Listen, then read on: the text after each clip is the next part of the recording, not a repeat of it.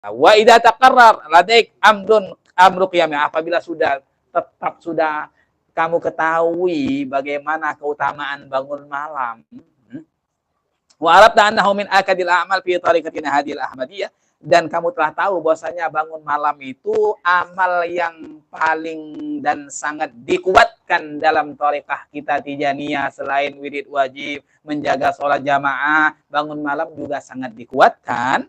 Falnadhkur laka nubzatan minal umur lati tu'in alaih mimma dzakaru ahlu hadasyana. Maka kami akan sebutkan kepada kalian perkara-perkara yang bisa membantumu untuk bisa bangun malam.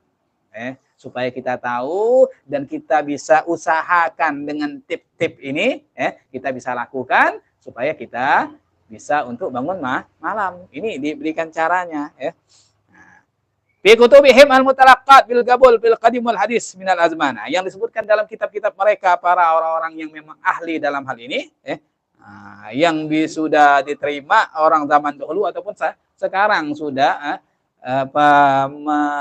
mempraktekkan apa yang sudah mereka sebutkan tersebut. Pamin dalika, diantaranya tip pertama supaya bisa bangun malam, al-wudu ba'da salatil isya.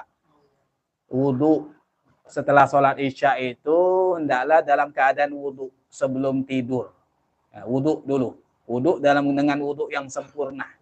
Sebelum tidur itu. Pertama, wudu. Karena ba'duhum yatasil fi dzalika. Bahkan ada sebagian mereka para aulia, para arif billah mandi. Mandi pada waktu itu. Sebelum tidur itu mandi dulu. Biar seger. Biar seger itu. Nah, ada sebagian seperti itu. Minimal wudu. Wa garsarahu bi anna al-wudu' yusul fi hadzal waqt atharan zahiran fi tafsiri qiyamil lail. Mereka sudah menjelaskan, para aulia, para arif billah telah menjelaskan bahwasanya wudu dan mandi di waktu tersebut sebelum tidur itu setelah salat Isya itu memiliki pengaruh besar, pengaruh yang kuat dan jelas dalam memudahkan bangun malam. Dalam memudahkan bangun malam ketika wudu sebelum tidur itu. Apalagi kalau umpamanya lagi junub, umpamanya diusahakan sebelum tidur mandi, lebih abdolnya. Kalaupun enggak, sunahnya seperti itu. Wa min dzalika, kemudian di antara itu yang kedua, tip yang kedua setelah wudu, al-iqbal ala dzikir hatta yaghliba 'alain naum. Berzikir kepada Allah SWT. Sebelum tidur tuh berzikir sampai ketiduran. Baca salat Fatih baca terus sampai dia ketiduran dalam keadaan baca salat Fatih. Jadi tidurnya itu dalam keadaan berzikir.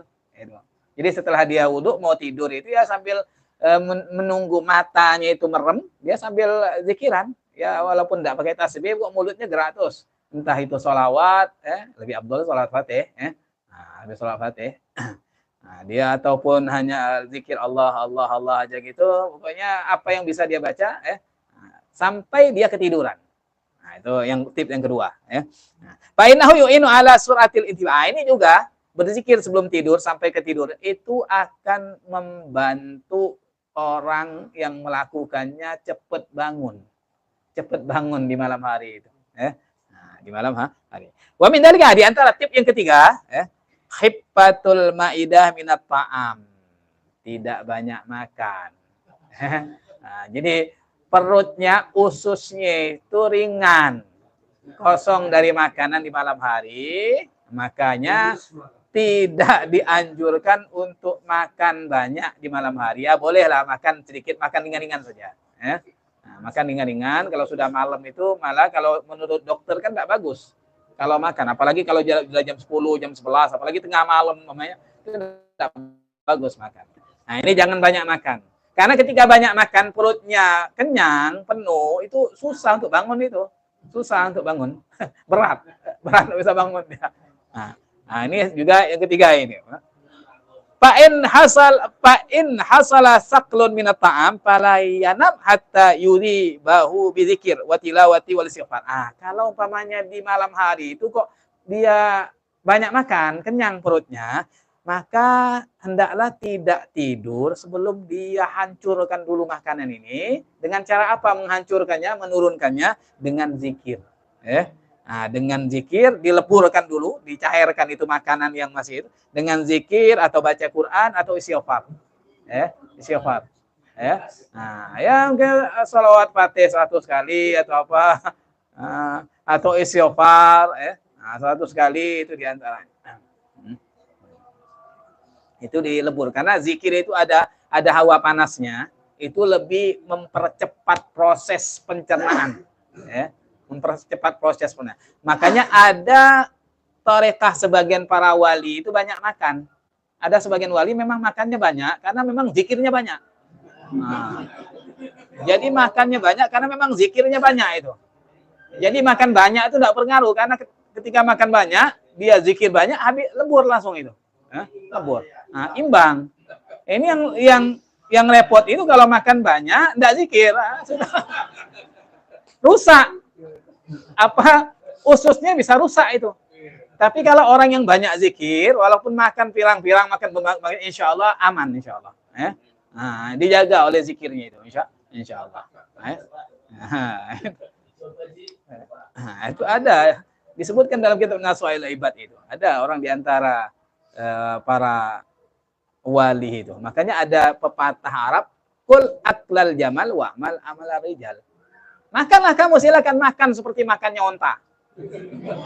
Onta sekali makan kan, onta kan berapa satu berkilo-kilo kurma dia makan karena dia sekali makan saja. Untuk perjalanan berminggu-minggu dia ada kayak ada kantongnya, kayak tangki itu, ngisi bensin sekali langsung jalan sudah.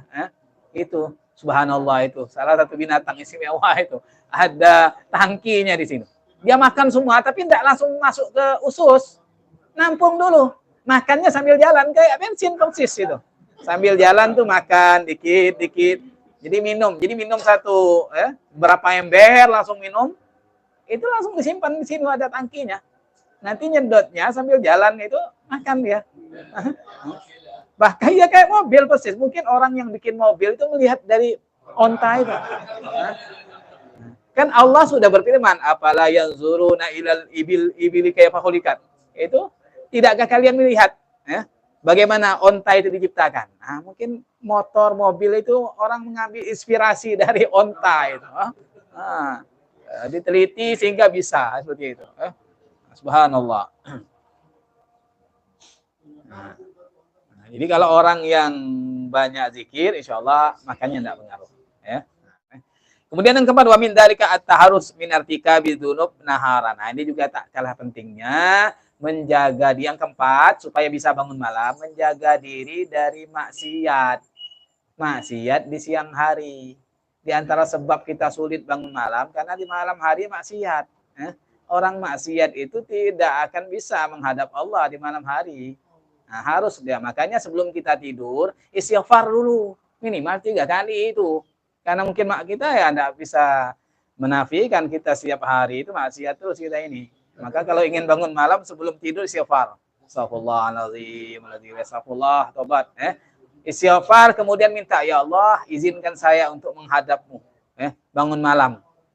Bangunkan saya jam sekian, semuanya. Minta kepada Allah SWT, saya niat untuk bangun malam. Kan sudah ada usaha itu.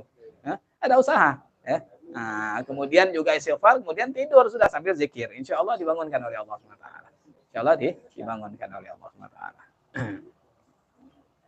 Apa inna dzanba yamna min qiyamil lail. Karena dosa yang kita lakukan di siang ini akan mencegah seseorang bangun malam, tidak bisa bangun malam karena berat dengan dosanya itu. Wa taharruz minaz dzanbi yu'in ali, dan menjaga diri dari dosa itu akan membantu seseorang bangun malam. Maka berusaha untuk kita menghindarkan diri dari maksiat, insya Allah bisa diberi bangun malam. Dan sebelum tidur istighfar, zikir, insya Allah. Nah, itu diantara 4 tips yang biasa dilakukan oleh para ulama supaya bisa bangun malam. Yang pertama tadi mandi ataupun wudhu sebelum tidur. Kemudian yang kedua adalah zikir sampai ketiduran, apa saja zikirnya, sholawat lebih baik. Kemudian yang ketiga tidak banyak makan di malam hari, kurangi makan. Kalau ternyata pas kok ada kondangan akhirnya tidak bisa, apalagi yang disajikan sate umpamanya tidak bisa. Nah, maka sebelum tidur ya sudah zikir dulu sampai minimal istighfar 100 kali ataupun sholawat 100 kali. insya Allah sudah sampai dia lebur itu, baru tidur. Kemudian yang terakhir, yang keempat adalah menjaga diri dari maksiat di siang hari. Insya Allah kalau 4 hal ini kita praktekkan, akan diberi kemudahan oleh Allah SWT bangun malam.